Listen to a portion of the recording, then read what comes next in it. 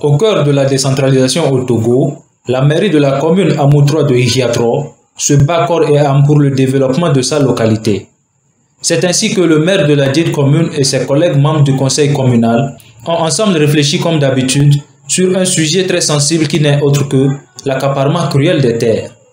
Cette rencontre s'est tenue dans l'enceinte de la commune ce 15 octobre 2020 avec pour objectif de réfléchir sur les mesures à prendre pour limiter ou freiner dans la mesure du possible ce phénomène qui ne cesse de prendre de l'ampleur dans la région des plateaux, tout en se basant sur les dispositions du Code foncier et domanial promulgué en juin 2018 dernier par le chef de l'État. Le but de notre rencontre d'aujourd'hui, c'est la vente anarchique des terres rurales. Ce que nous avons constaté à notre arrivée ici, c'est que les jeunes se permettent de brader ce que nos grands-parents nous ont légué. Et je leur dis souvent que si nous ne prenons pas garde, nous serons peut-être, ou bien nos petits-enfants seront peut-être étrangers sur leur propre territoire. Et c'est pour cela que j'ai invité mes collègues conseillers pour qu'on planche sur ce domaine.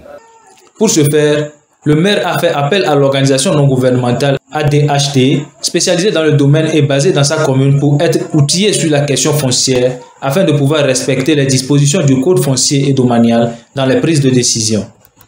Des décisions qui, selon eux, permettra le développement et l'épanouissement des communautés.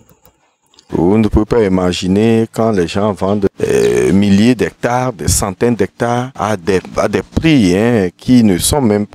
Bon, donc nous savons, avec l'ONG, nous avions compris que ils ont droit de propriété, puis ils sont propriétaires. Et maintenant, ce n'est pas par la force, mais nous allons leur faire comprendre comment ils doivent gérer le bien là qu'ils ont. Ils sont propriétaires. Certes, ils ne doivent pas jeter leurs biens pour qu'après tout, que eux qui étaient propriétaires redeviennent maintenant ceux-là qui vont aller commander ces terres-là auprès des autres. À cet effet, le directeur exécutif de l'ONG Autopromotion Rurale pour un développement humain durable, M. Dinadja Frédéric, a passé en revue les dispositions relatives à l'accaparement des terres, au rôle des élus locaux et des chefs traditionnels et aux différentes innovations prévues par ce code foncier et domanial.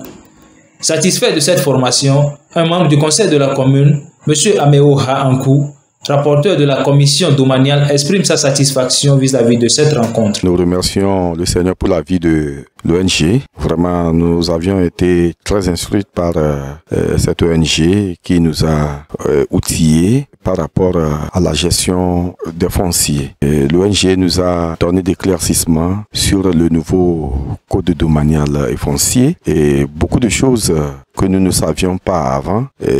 Dorénavant, nous sommes outillés en tant que conseil municipal pour pouvoir expliquer à nos populations, parler à nos populations par rapport à ce nouveau code. Cette rencontre a été honorée vers la fin par la visite du préfet de l'Amou, M. Koufama Bissaloué, et de son directeur préfectoral.